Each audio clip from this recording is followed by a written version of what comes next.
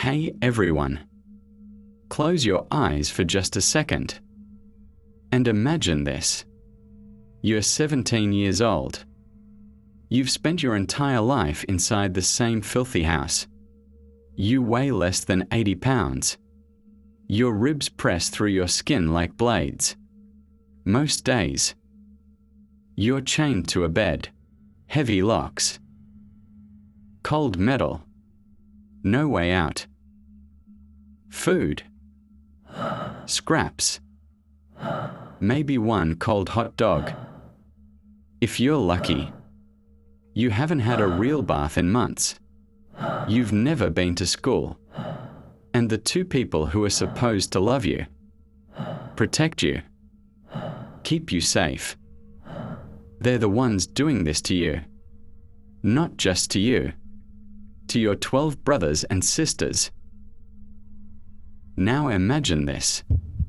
It's freezing. January 2018. The house is silent. And for the first time in your life, you decide you're not staying. You move slowly, carefully. Every sound matters. If they wake up, it's over. You slip out of your restraints. Your hands are shaking. You climb through a window, barefoot, into the night. The ground is freezing. Your heart is pounding so loud. It feels like it might give you away. You run. No plan. No destination. Just away. Then you remember the phone. An old one. Broken. Deactivated. You pull it out. Your fingers barely work. You try to dial. Nothing. You try again. Still nothing. One more time. It connects. A voice answers. Calm. Unaware. You can barely speak. My parents are abusing us. A pause. Breathing. Shaking. We need help right now. That call changed everything. That girl was Jordan Turpin. And what happened next didn't just expose one nightmare. It exposed something worse. Because this story doesn't end with rescue. It splits in two. This is the story of the Turpin family, the original House of Horrors, and the second one that came after. If you think you know this case, you don't. Stay with me. Let's go back. David and Louise Turpin looked normal, religious, quiet. They met in church, married young, built a large family, 13 children, every name starting with the letter J. From the outside, it looked perfect. Nice homes in California, Merida, then Paris, family photos, trips to Disneyland, smiles, laughter. But that version was a lie. Behind those doors, behind blacked-out windows, a living hell was unfolding for years. The children weren't being raised. They were being held, prisoners in their own home. They lived in almost complete darkness. The house reeked of garbage, feces, and decay. They were rarely allowed to use the bathroom, so the smell never left. Many of them were chained to their beds with padlocks, weeks at a time, sometimes months. They were beaten with belts, sticks, anything within reach. Strangled until they blacked out. Punished for the smallest things, looking out a window, whispering to a sibling. Food was torture.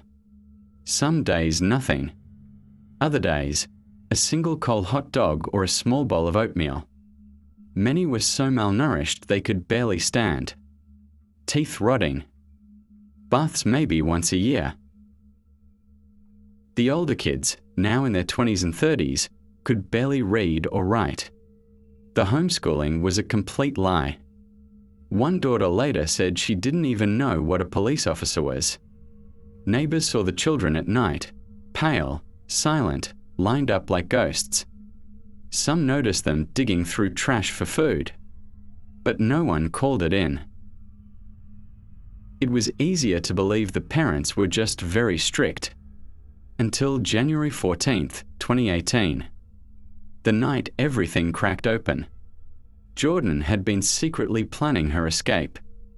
She waited until her parents slept, freed herself, climbed out the window, and ran barefoot into the dark. She figured out how to use her brother's old deactivated phone and called 911. When police arrived at the house in Paris, they walked into horror. Children chained to beds. Some too weak to speak.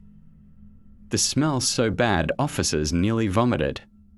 Doctors said the kids looked like concentration camp survivors. The world exploded. The House of Horrors was everywhere. David and Louise Turpin were arrested. In 2019, they pleaded guilty to 14 felony counts, torture, false imprisonment, child abuse. Each sentenced to life in prison with the possibility of parole after 25 years. As of 2026, Louise is at the California Institution for Women with parole eligibility around 2032. For a moment, it felt like the nightmare was over. The kids were finally safe. Right? No. 6 of the younger siblings were placed in foster care with Marcelino and Rosa Olguin and their adult daughter Lenny's in Riverside County. It was supposed to be a fresh start, but the nightmare didn't end. It adapted. According to the children and court records, they were forced to relive their trauma for hours. They were hit with sandals, had their hair pulled, and in some cases made to eat their own vomit as punishment. There were serious allegations of sexual abuse. The foster parents reportedly controlled and threatened them. One child said it felt like their life was doomed all over again. The system that was supposed to protect them had failed them. Twice. In 2024, Marcelino Olguin was sentenced to 7 years for child abuse. Rosa and Lenny's received probation. But the Turpin siblings fought back. They filed major civil lawsuits against Riverside County and the foster agency ChildNet. Then in early February 2026 came a massive breakthrough. A settlement was reached. Riverside County agreed to pay $2.25 million. ChildNet agreed to pay $11.25 million. Total, $13.5 million for the 6 siblings. Each set to receive around $2.25 million before attorney fees.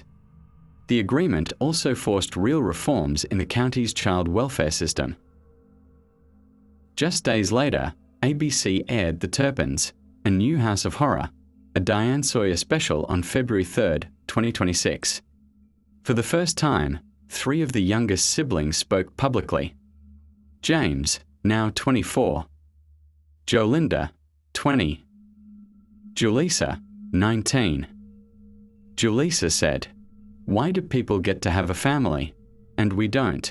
We have each other, but we still want a mom." Something good needs to come from this. It has to, and I can't accept it not. Jolinda shared that she's been discovering things about her brain that give her clarity about who she is, realizing it's not her fault. She talked about a song that means, "We are going to be okay. We are always going to get through everything. And at the end of the day, we are always going to have each other." James said he's excited about life after everything they endured. So where are the Turpin siblings today in 2026?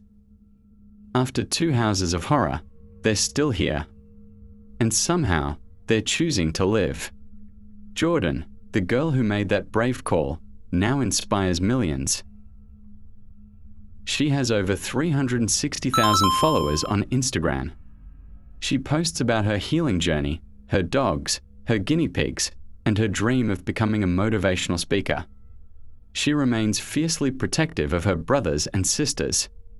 Jennifer, the oldest, got married on October 27, 2024 in a beautiful Gothic-themed wedding. Her siblings were there to celebrate.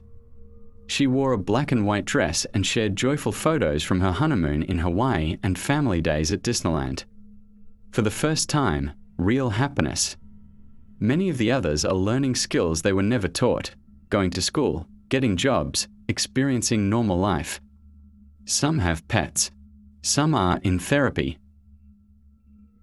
They stay in touch as a family. Their resilience is nothing short of miraculous. But let's not sugarcoat it. These scars run deep. Trauma like this doesn't vanish overnight. Their story shines a harsh light on big problems, how homeschooling can hide horrific abuse, how child protective services can fail even when the world is watching. And yet, this remains one of the most uplifting stories of survival. Because one 17-year-old girl made one courageous decision. She ran. And she saved 13 lives. So here's the question. How does something like this happen twice? Who failed them more, the parents or the system? Share this video with friends who love unsolved cases. The more eyes on it, the closer we might get to the truth. Thanks for sticking with me all the way through. This is Rulik Enigmas signing off. Catch you in the next mystery.